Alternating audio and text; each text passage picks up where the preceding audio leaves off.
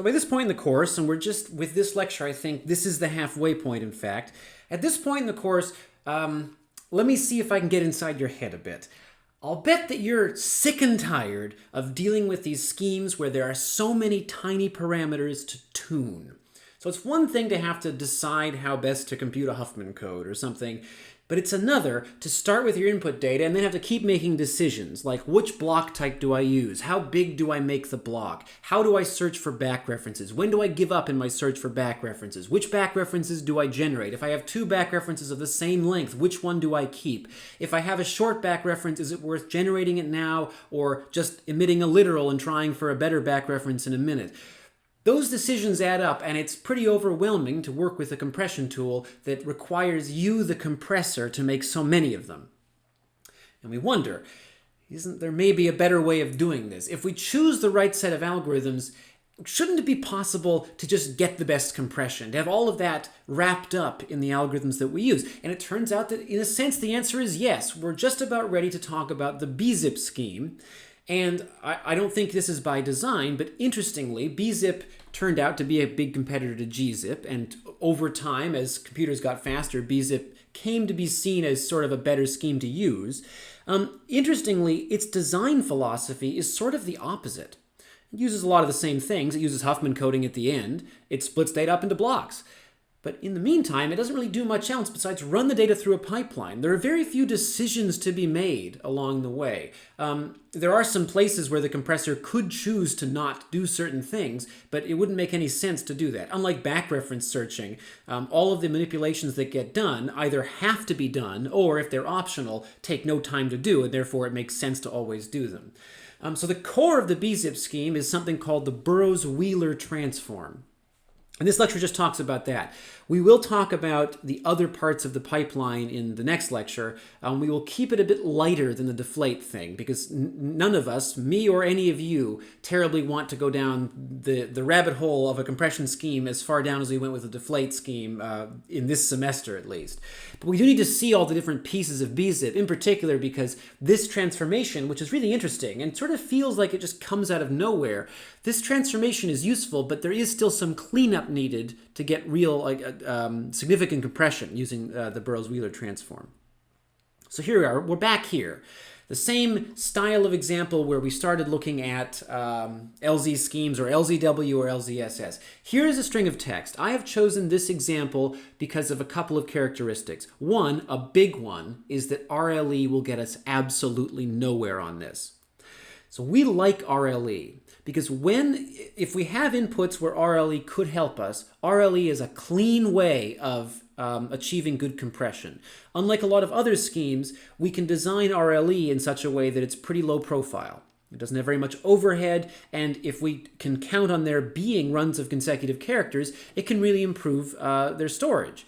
The problem is this string gives us nothing. There aren't even two consecutive identical characters anywhere in this string. It does have a bunch of patterns. It turns out it has 3 character patterns. So ALA appears a couple of times. I think we've got space SA appears a couple of times. But let's just think about these 2 character patterns. And let's keep in mind, even if there weren't, even if there were only 2 character patterns, we would want to achieve some compression. So if we didn't have these 3 character patterns, we know that LZSS wouldn't be able to help us much because LZSS does not generate back references for less than 3 characters. There could be input strings that have that problem, and we still want to be able to compress them. 2 character patterns are still patterns, and we want to be able to reduce their size somehow. So let's think about those patterns here. So the slides are pointing out RLE can't help us, and it's worth considering. So why is it that LZSS doesn't emit back references of length 2? Well, it's pretty simple. It's because the back reference takes up too much space. It's not worth it.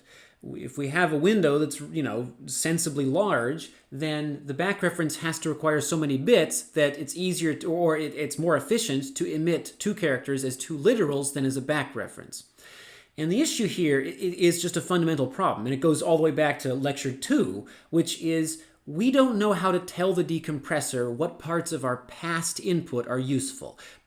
Maybe we didn't agree about this on lecture 2, but we certainly agree by now that there is a way of bootstrapping some information into the decompressor by just telling it to, having the decompressor look at our previously generated decompressed output. So if we're decompressing and we're at this character here, we could design a decompressor that somehow learns something about our data based on what it's seen so far. The problem is, if you've seen a billion characters and I want to reuse some of them, how do I tell you which ones are important? So a few options. I could do the LZW approach of just putting everything in a symbol table. But the problem with that is the symbol table gets huge and a lot of the entries never get used. I could send you a symbol table in advance, so I could analyze my input, decide which symbols are useful, and then send it to you. But then there's the matter of, that every symbol I send is now extra bandwidth I'm consuming, and I have to find some way of representing that. Not to mention, I have to look at all of my input in advance to get it. I could do what LZ77 and LZSS do, which is I could generate these back references, but those have a finite distance that they can go because we're only saving a certain amount of our previously decompressed output. And the back reference itself needs to be encoded, and I have to go find it. And as I'm sure you've all learned recently, it may not be the easiest thing in the world to do that.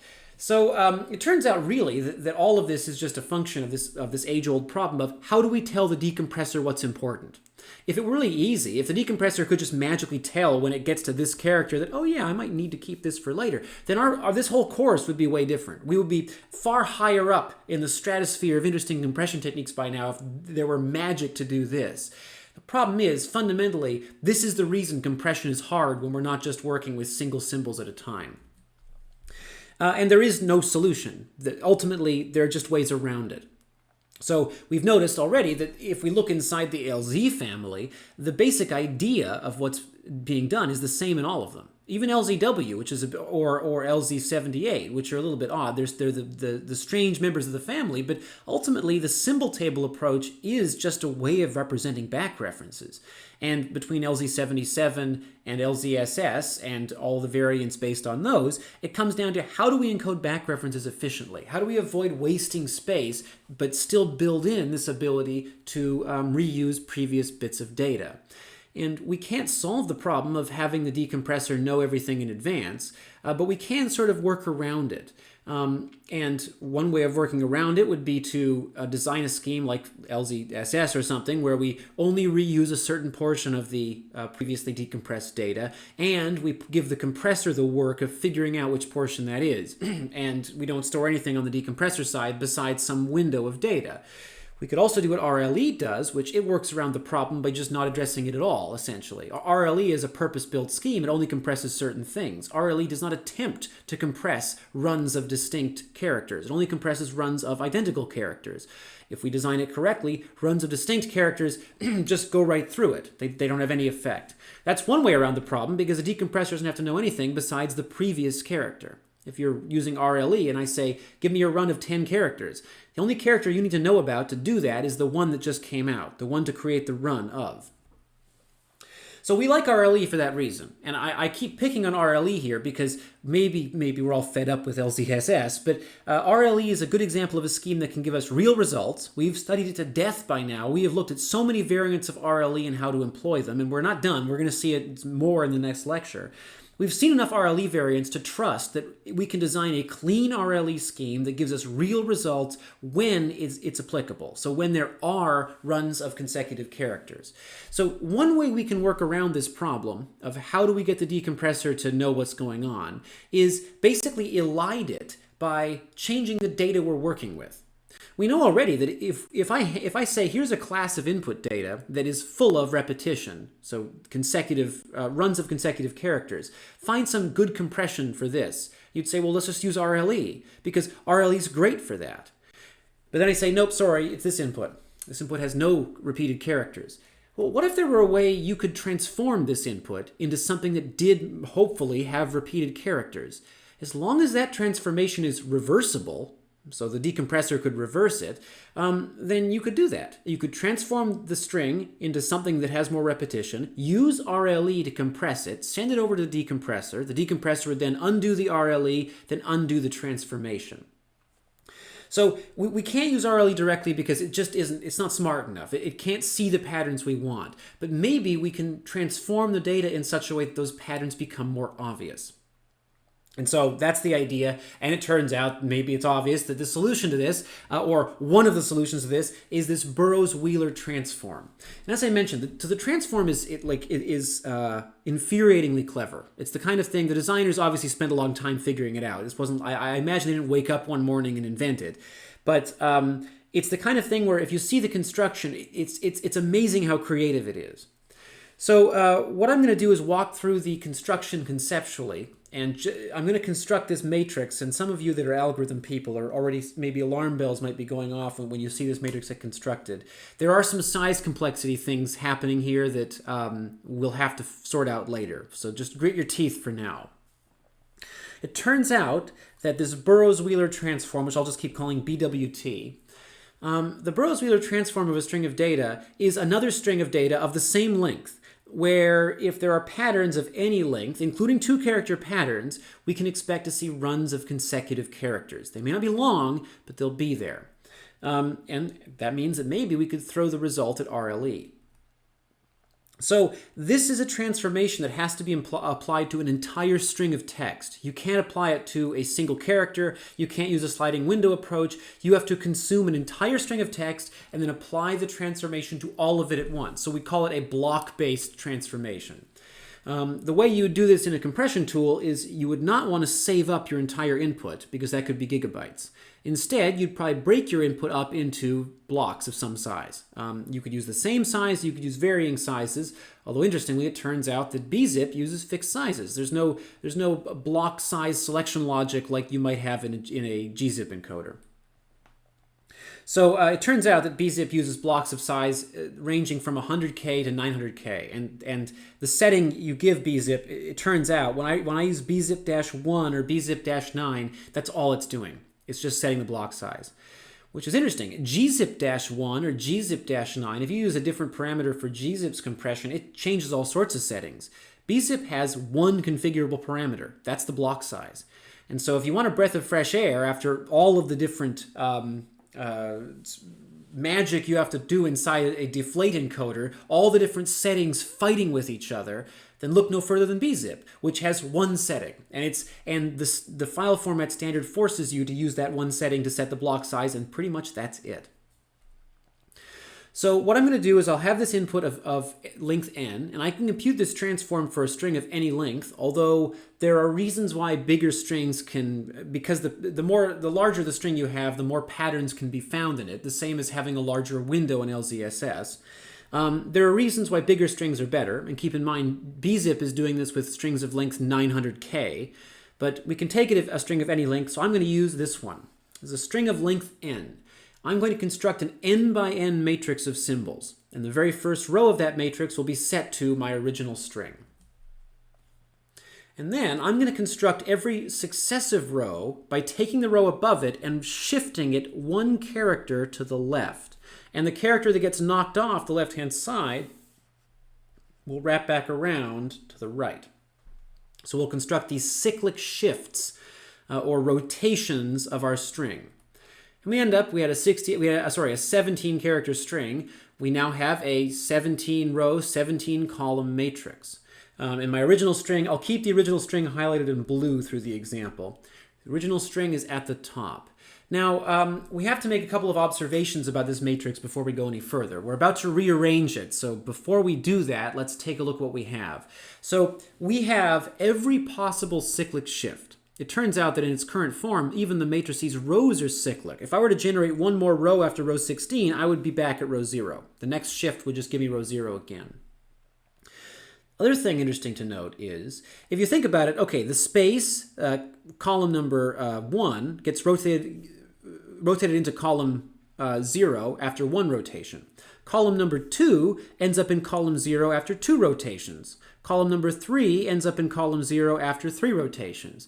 And you might be able to convince yourself that that means every single character in my input string ends up in column 0 eventually. And if you notice, it turns out that column 0 taken as a, whoops, I'll draw that properly. Column 0 taken as a string is in fact my original input. And so it turns out, and actually you can go further, you can notice that there's row 1, space SAD, there's column 1, space SAD. It turns out that the matrix is actually symmetric, that every rotation of the string appears as a row and as a column. Now the reason that that's significant, because we're about to rearrange the rows. If I rearrange the rows, I no longer have the property that every column contains a rotation of the string.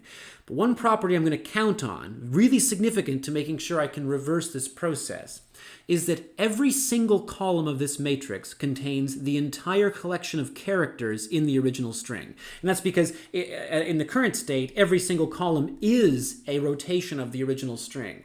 But even if I rearrange the rows in some arbitrary order, as long as I don't delete any or add any extra, every single column inside of itself contains every single character, including all the same multiplicity of characters as in the original string.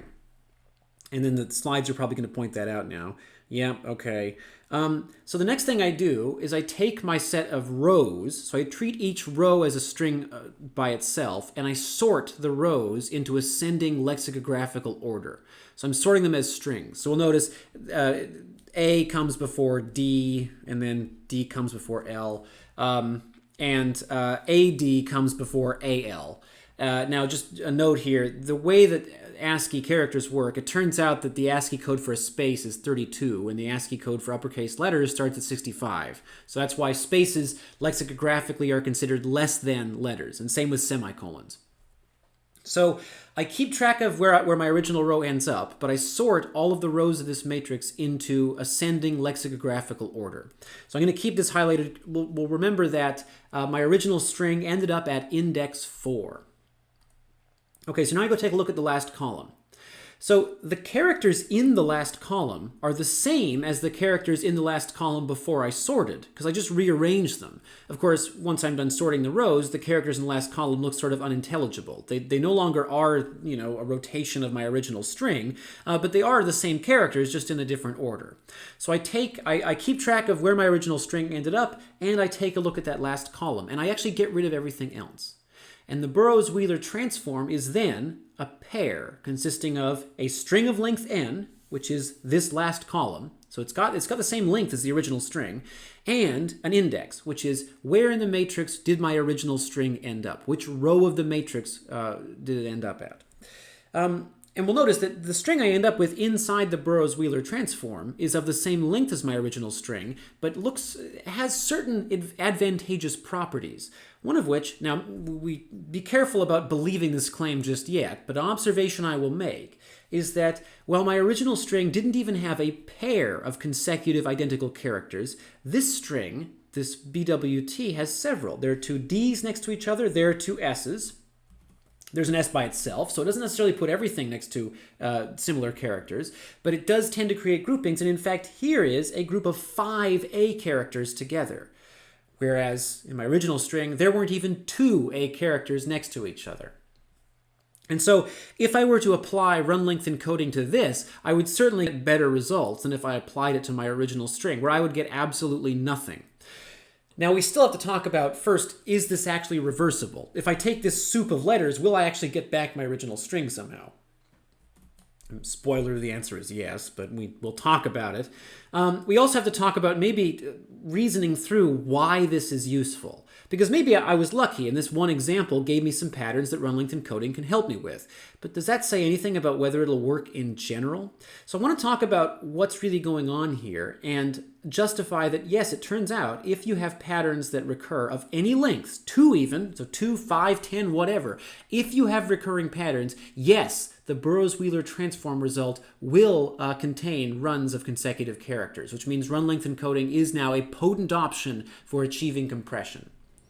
The slides are now observing what I just said, which is that we've got several runs of consecutive characters. So what I want to justify is if you have a string containing repeated occurrences of the same pattern, and there's a higher budget version of this diagram on the next slide, but I want to just map it out quickly. If I have a string that contains the word was over and over again, separated by other stuff that isn't a pattern, There's was ABC, was XYZ, and then, whoops, was, and then a $sign. So there's my input string. If I take a look at all rotations of this input string, what am I going to see? Well, there's a rotation that starts with this A and ends in a W. There's a rotation over here that starts with that A and ends in a W. And there's a rotation here that starts with this A and ends in a W. In fact, there are also rotations where they begin with the S's and end with A. And what's significant, let's take a look at all the rotations that start with an A and end with a W. So the rotation AS, uppercase A, uppercase B. The rotation ASXY. The rotation AS $W. If I look at those three rotations, all of which begin with A, they all end with a W. And when I sort the rotations into lexicographical order, all of the rotations beginning with an A will end up next to each other, which means those W's at the end of those rows will end up next to each other as well. And that's the idea. It's that because of the way the pattern gets broken up between the end and the beginning of the rotation, I'm likely to see part of the pattern, the beginning of the pattern, at the end of the row, and because the pattern is the same, the beginning of the row ends up sorted, and those patterns end up next to each other. So here's a string, so was, and then I put A, B, C, and D. The reason I did that is because I want to make sure that there's no pattern besides WAS. So I have this. If I compute the BWT matrix, my original string ends up at index 12. Let's take a look at what we found. So what I have in the matrix are all of the different rotations of the string that I started with, and they've already been sorted. So there were some rotations that cut off the string before the letter A. So here, here, or here, or here. We can see them. They all end up next to each other because they're sorted into lexicographical order. All of these begin with an A, and they're sorted in such a way that the one, so ASA is less than ASB. But all of them, I cut the word was right before the A. And that means that the last character before the A was a W, and of course, because the rows are all next to each other, so are their last characters, the W's. And similarly, if I cut the word was before the S, I end up with these four rows, where I have WA appearing over and over again. Now, of course, the BWT won't care about the W there. It'll only care about this last column. But because of that, because I have these multi-character patterns that recur, depending on how I cut them up based on the rotation, I will see the rows group based on occurrences of that character. And that's where I'm guaranteed, in fact, to get recurring patterns, consecutive identical characters, which maybe I could hit with RLE or something similar. The slides are going to agree with me. So what we have to understand here is not only that, hey, this is a neat example, look at all those repeated A characters. Or frankly, hey, this is another neat example, look at all these repeated A characters. Those are both neat examples, but you shouldn't believe what people put on slides. Instead, hopefully you can convince yourself that you're guaranteed to get this. If you have patterns of length 2 or 3 or 5 or 100, then you are guaranteed, as the string is rotated, that for all of the occurrences of that pattern, you end up seeing groups. So in this case, we had 4 occurrences of the word was. We will see groups of 4 W's and 4 A's somewhere inside of our string. And it's true that maybe 4 characters in a row isn't the biggest deal for RLE, but it's certainly better than 0 characters or 1 character in a row. And we can develop RLE schemes, and we'll see when we talk about BZIP. It does after the BWT has been performed, and we can assume that there are lots of repeated patterns that need encoding. BZIP has a couple of clever ways of reducing the overhead of RLE further. So that's all well and good. Apparently this BWT output can be encoded with RLE. But how do we know that it hasn't destroyed the string? I mean, if I give you only this, can you actually get back the original string? And if so, can you get it back efficiently? So let's answer the first question first. So the first question is actually sort of a build-up to this. If all I give you is the first column of the matrix, I mean, this is trying to justify why am I bothering with this last column? If you think about it, hey, there's this 4 W's in the last column. But I mean, I have 4 W's in the first column too. Why do I have to worry about the last column? Why is that so significant? Suppose I give you only the first column. can you reconstruct the original string, or for that matter, anything? And the answer is, well, no. Because we know that the rows of the matrix are constructed by taking the string, rotating it around, and then sorting those rotations into lexicographical order. We also know that the first column contains every character of my original string. So we know a few things based on the first column. But because of those properties, we actually also know that the first column will always contain all of the characters in the string sorted into ascending order. And you might notice there are lots of different strings that contain all of these characters, and we don't know which one we're working with based only on that. I guess we know that it starts with an A, because if we know that the original string is at index 4, then we know we're working with one of the 6 possibilities that starts with an A. The 6 possible rotations. The problem is there are significantly more possible strings you can create than just those rotations if you use only these characters. So the first column by itself doesn't give us what we want. We need to know something else about the structure of the string. And so it turns out this is, if we look at our example from a few slides ago, we had a sad salad, alas. So and we notice we've got our 6A characters, 2D, 2L, and 3S. And this matrix from just now looks pretty familiar. 6A characters, 2D, 2L, and 3S. It turns out this was the BWT matrix for a completely different input string. And so not only does it not seem to tell us stuff, we can actively construct counterexamples that are completely different. There are no rows of this matrix that are identical to a row of the other matrix. The first column being identical is a property of the sorting that we're using, and that both strings are anagrams. That's it. So we can't do that. The first column doesn't give us enough information because the sorting has given away too much about the structure of the string. However, if you looked at, and you can scroll back yourself or hit rewind or whatever, the last column of these two matrices is different. The last column of this matrix is distinct from the last column of the earlier example. So maybe we should talk a bit about the complexity angle here, which is you have a string of length n, and n could be 900 kilobytes.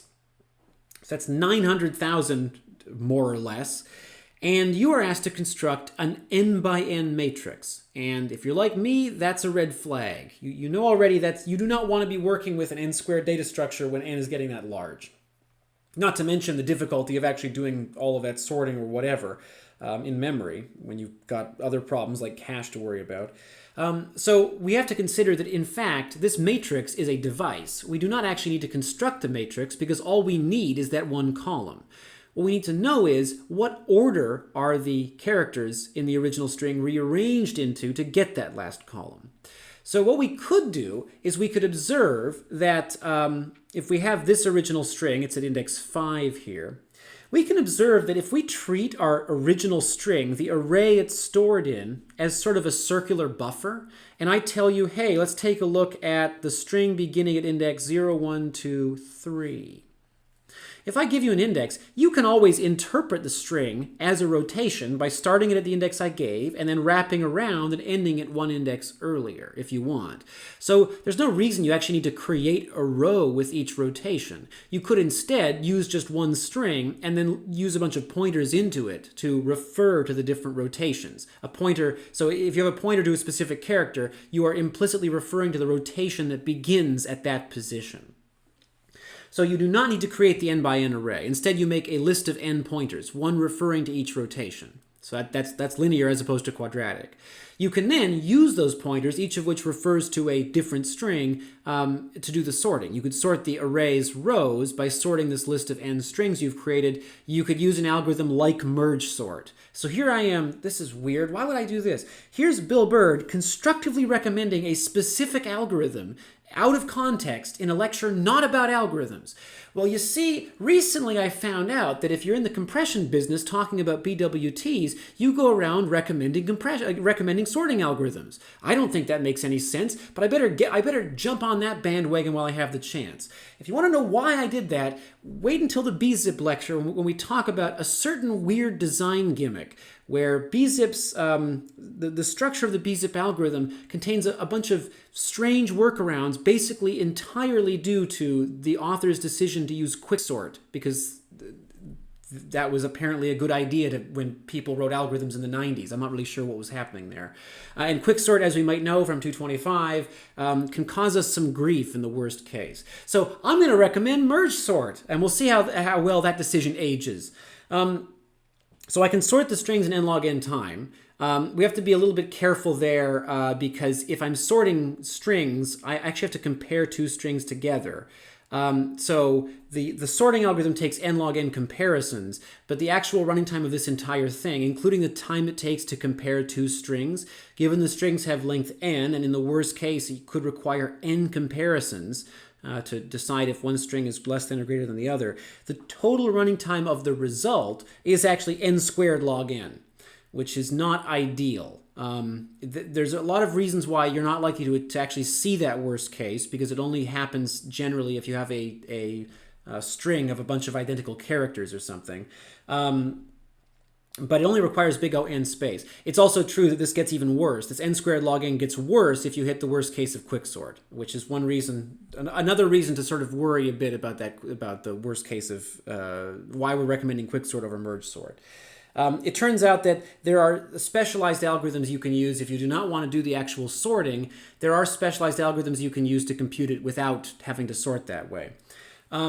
So one thing to observe is you only really get the n squared log n behavior if you have a lot of rows that have huge prefixes in common. Because that n squared, the reason this is n squared and not n, again, is because of the time it takes to compare two rows. And if that comparison can end early because the rows are different at some early position, you're not going to hit the worst case.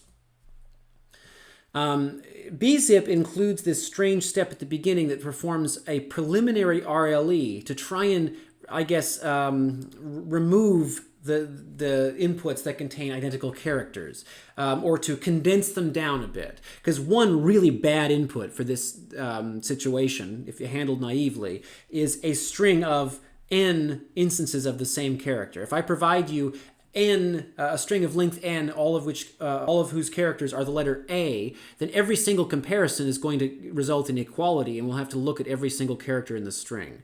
So BZIP has a way around this, and again, it was tailored to work around quicksort's limitations, even though the solution might have been to use either merge sort or, even better, a non-sorting algorithm-based approach, because it turns out that you can compute BWTs in linear time using a data structure called a suffix array. A suffix array is not the most complicated thing in the world, but constructing a suffix array in linear time is a little bit annoying. So I'm not going to, and we're busy with other things this offering of the course because we're focusing more on deflate. But it turns out you can construct a suffix array in big O n time, and once you have a suffix array, it's pretty easy to go from there to a BWT. And so because of this, all of the weird workarounds that BZIP uses for quicksort or merge sort or anything else are sort of unnecessary. And we'll talk about this in the BZIP lecture, but the designer of BZIP, reflecting on this now, has said that he sort of regrets adding some of the pipeline to BZIP because it didn't need to be there. Like, that was a weird design decision to make just to work around some implementation concern back then. So we have various ways of computing a BWT fast. And it's worth considering, even doing it with merge sort and a bunch of pointers isn't too slow in most cases. It's only if you hit those strange worst case inputs where things get ugly. But then the question is, great, okay, so I can compute this weird transformation, which I can encode easily with RLE, but is the transformation actually reversible? If I give you only this, is there a way of actually getting my original string back? And the answer is yes, but we should reason our way through it. So we're going to have to work with a matrix for a minute here. So we're going to start with the BWT and then reconstruct the matrix, and then go into the matrix, look at the index we were given, and grab our original string. And obviously we need to talk about how do we do that without the matrix, because we do not want to construct an n-squared matrix. N-squared time is not a good idea with our block sizes, but n-squared space basically is infeasible. So we have our BWT that we were given, and so we set up an empty matrix. We know we're eventually going to look at index 4. So we set up our matrix, we put our BWT as the last column of the matrix. And then we see what we can do. So the question is, if I'm given only these two things, what do I know about this matrix? So one fact that I noted earlier will really help us here. And the fact that the BWT exists at all sort of relies on this, which is that every column of my original matrix contained all of the characters of my input string, which means all of the characters of my input string are here. They're in this column somewhere. So maybe that was obvious. Another thing we noticed earlier was that the reason we like the last column and not the first column is that the first column always will contain the set of all characters in the string sorted into ascending order because the rows of the matrix have been sorted. But if that's the case, we actually know the first column. I have all the characters in the string, they're these. And I know that the first column is always all of the characters of the string sorted into ascending order. So I guess, let's see, the first character lexicographically is an A, and then the second one is an E. So I actually can recover a great deal of my original. So there's G, and there's N, and there's O, and there's R. I can recover an entire column of my matrix because I know something about the first column. And I think in my mind at least, one of the key reasons for the ingenuity, like why I think the BWT is a great idea, is because of this. It's because we only need, it turns out, 2 adjacent columns. Once we see the coming slides, all I need is 2 adjacent columns to recover my original string. Because I provided the last column, I get the first column for free, so I will get my 2 columns. And just to be clear, if I provided any column, if I provided the middle column, you'd still get the first column, because the first column is always the set of all characters in the string sorted into ascending order. Well, notice, though, that having 2 columns that are next to each other is really significant. Now, you might be looking at this and saying, how are these columns next to each other? Well, remember that because of the cyclic shifts, the last column here contains the letter R, and the first column contains the letter A. And we know that means that there's somewhere in the input string where an R is followed by an A, and a G is followed by an E, and an N is followed by a G. And so the fact that these columns are next to each other is really significant. So we'll take a look at that. So we've got the first column, we have the last column. The question is, can we go any further? Now, some people who've seen enough of my slides in their life to see a pattern might already have been able to guess what the string is going to be. But suppose you didn't know that. How do we reconstruct the rest? So it comes down to this cyclic property, the fact that we know that if I'm going from the last column to the first column, it's no different than going from the first column to the second or the second to the third, which is that somewhere in the string, because I've created the matrix by rotating stuff, an O is followed by an R, because I have this and this, and an R is followed by an A. And so I can piece the string back together by using that logic. So what I'll do in this case is I will just write in a phantom copy of the last column before the first one to make it more obvious. So I know that R is followed by A somewhere in the string, G is followed by E. And I actually have enough for this particular string to reconstruct everything. So I say, okay, well, my original string starts with an O. Okay, where have I seen an O before? Well, I guess an O is followed by an R, so I've got that. Okay, what follows an R? Well, an R is followed by an A. Okay, what follows an A? An A is followed by an N. What follows an N? An N is followed by a G. And so my word is orange, and I'm done. And that's it. Because I have these 2 columns, I can use the information, the pairwise information about characters to build my original string up, sort of by deducing the values. The slides are... I actually am now surprised how many slides I needed for this diagram. It was much more obvious when I finally got around to saying it, with actually verbalizing it as opposed to writing it down.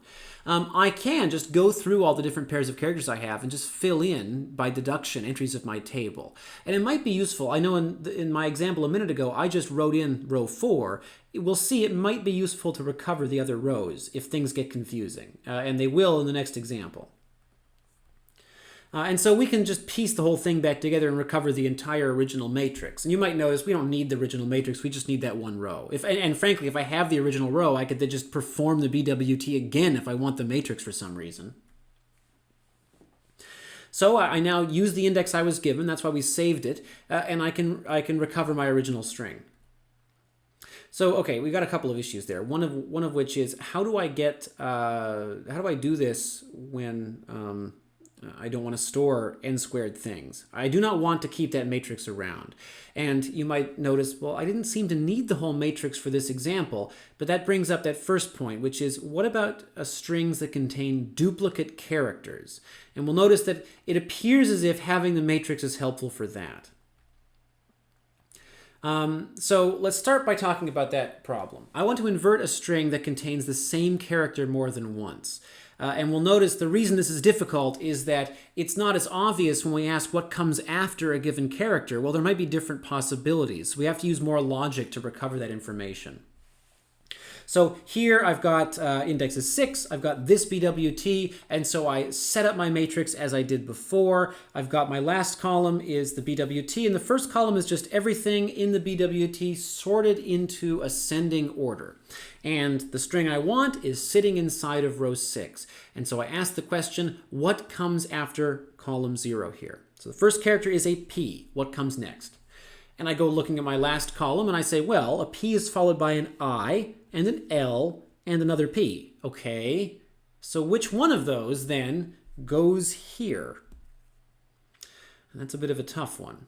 So I can try and reconstruct stuff. So I can look through this and say, well, suppose we ask, I guess the slides are going to ask about this one in the middle. Suppose we ask about this. And I guess, okay, yeah, I threw this, I remember this. I threw this example in there too. Again, people that know me too well will not see enough of a challenge in this because they'll sort of guess the word. Fine, okay, we'll try it your way. Let's try this one then. This one, we'll see later, is actually pretty easy to recover too. Once we get the trick, it's pretty easy. But we need something more advanced than just looking at the last column and first column. We have to use one more property of that matrix to be able to recover all these characters. So how do we do this? So what we have to keep in mind is, let's look only at row 7. So I want to recover the character that comes second in row number 7. And I have to understand the matrix. I know that it's one of I, L, and P, because I've got PI, PL, and PP. So whatever character goes here is either I, L, or P. But which one is it? And what I have to observe is that I, L, and P have to be distributed in some way, like here's L, here's I, here's P. Or here's P, here's L, here's I. Or here's I, here's P, here's L. I have to take all of the different things that can follow the letter P and distribute them somehow among rows 6, 7, and 8. And there's one property of the matrix that does give me a guarantee here, which is that when I sorted my rows into ascending order, row 6 came before row 7, and row 7 came before row 8. So if I install characters in a way that doesn't keep them in ascending order, that order can't be correct. So for example, if I have PP, PL, PI, well, if I look at these, it doesn't make any difference what comes next. If I look at these, row 6 lexicographically is greater than row 8. And so it doesn't make any sense. If this ended up at row 6 of the matrix, it has to be less than row 7 and row 8. And so what we can do is leverage that to determine how to order those three characters. This has to be PI, this has to be PL, this has to be PP, because that's the only ordering that maintains the original ordering of rows. The slides are going to take a while to get there. We'll give them a minute. So in this case, it's PL. So the other ones are I and P. And we can do the same thing to resolve this tie here. I've got two-letter E, and so I ask, okay, so what can E be followed by? It can be followed by either A or P. But row 1 came first, which means row 1 has to be lexicographically smaller, so it must be the one that gets A. And I can rebuild more of the matrix this way, so I could actually pull up the entire contents of column 1, and then I could ask the question, okay, well, what comes next? What comes after PP? Well, I know that a P is either followed by an I or an L or a P. Okay, but I don't want to have to do that. That seems like the same problem over again. I could also observe that, hey, wait a minute, I've already seen two P's in a row. It's here, and it was followed by an L. So maybe this is an L. So the more of the matrix I build up, now that I have all of column 1, I'm able to use that to fill in column 2. And so I could build the entire matrix back up from scratch by looking for these prefixes and then extending each row slightly and just sort of easing into getting every character of each row and then using that, or every character of each column, then using that to get the next column and the next column until I have the whole matrix. But that's going to be a problem because we don't really like keeping the whole matrix around, and because that's actually a lot of searching. If you think about the algorithm you'd have to use to do this, that's not going to be very much fun to write. It's not going to be very much fun to run. It's going to take a long time. And so I could actually continue this process, but we may already see we need something better than that. We do not want to have to use the matrix. So there's a way of doing that as well. There's a fast inversion algorithm. And in practice, unlike the forward BWT, so the forward BWT, to compute it, you can use merge sort and a bunch of pointers. I guess you could use merge sort on a matrix. You could use quick sort if you want to. You could use merge sort and a bunch of pointers, or you could use a suffix array. There are a variety of options, and it's a trade-off between how much time you want to sink into writing the code versus how fast it ends up running. This algorithm I'm about to describe is actually very simple. It involves designing a single permutation in linear time and then running through it. And so there really is no reason you wouldn't use this inversion algorithm for a BWT. So what I've done here is I have created 2 copies of the 2 columns that we know. So if I give you a BWT and it's this is my last column here, then you know the first column. You sort the characters of the last column into ascending order. What I want to do, and I've created 2 copies of the last column, first column pair. What I want to do is I want to develop a mapping that for each character in the first column tells you what the next character is in the original string. And so, for example, we know that the string is pineapple, so let's take a look. What I want is something basically saying, okay, what comes after P? It's I. What comes after I? It's N. What comes after N, it's E. You have to be careful to choose the right one. It's this one here. And then, and so on. So I guess the E is A. And the idea is if I have that, and I know where my original, actually I got that wrong. This is supposed to be, I better fix that one. Whoops. Just divert that. Once I have the mapping worked out for every character, if I know the original index, it's index 6, all I do is start at index 6 and say, okay, P, and then I is followed by N. I just pull the characters out one by one once I have the mapping. So the question is, how do I develop this mapping? And so this is sort of easy if you have only one occurrence of each character. So for example, in this case, I'll just back it up, but I only have one A in my entire string. And I know that an A is followed by a P, which means that the A has to point to the P. Okay, and so that one's easy. And just like before, we're going to have this issue. The only real trouble we have is if we have duplicated characters. So A is followed by a P. E is the predecessor of A, but we'll notice that there are actually 2 E characters. But just like before, if we visualize the matrix here, if I say that E is followed by an A, what I'm saying is the character after E in the next column is the character A. So I have this. The other thing that that an E can follow is the letter P. And we'll notice that, of course, to maintain lexicographical ordering, this E here has to be the one followed by the A. And so that's why I can justify drawing in this thing. And then the other one gets drawn to the P. And then this I, L, and N are sort of easy because there's only one occurrence of each. And let's talk about the 3 P's again. So just like before, I can figure out that P is followed by I, L, and another P. And what I want to do is figure out how to integrate that into the mapping. And it's the same logic as before. I figure out all the places it can go. So I have 3 P's. They are all tied. They all start with the same character. And so the next character is significant in determining the order. So they're all tied, and the possible characters that they can lead to are I, L, and P. So what I do is I take those 3 characters, I, L, and P, and I sort them into lexicographical order. And the first P gets the first thing in the sorted order, the second P gets the second thing, and the third P gets the third thing. So in this case, I get this P goes to I, this P goes to L, and this P goes to the Oh, sorry, that was a mistake. This P goes to this P here. And so I have that. And it turns out that the logic to generating the mapping is pretty simple. All we do is we look through, for the first column, each group of identical characters. If there's only one character of a particular type, so 1A, then it's obvious where to map it. If there are multiple characters of a particular type, such as these 3 Ps, we take a look at all 3 of them, we find all the places that they can be mapped, and we just draw the arrows in top to bottom order. The P on top gets the letter on top, the P in the middle gets the letter in the middle, and the P on the bottom gets the one on the bottom. And the top to bottom logic works great, even if you've got something like this, which hopefully is a bit more scary looking than the word pineapple. So I've got these 4, so let's just try and run through this. So I've got 4 A's, and I have to figure out where they map. Well, here are the places they can go. They can go here, here, here, and here. And so I just draw the arrows in top to bottom.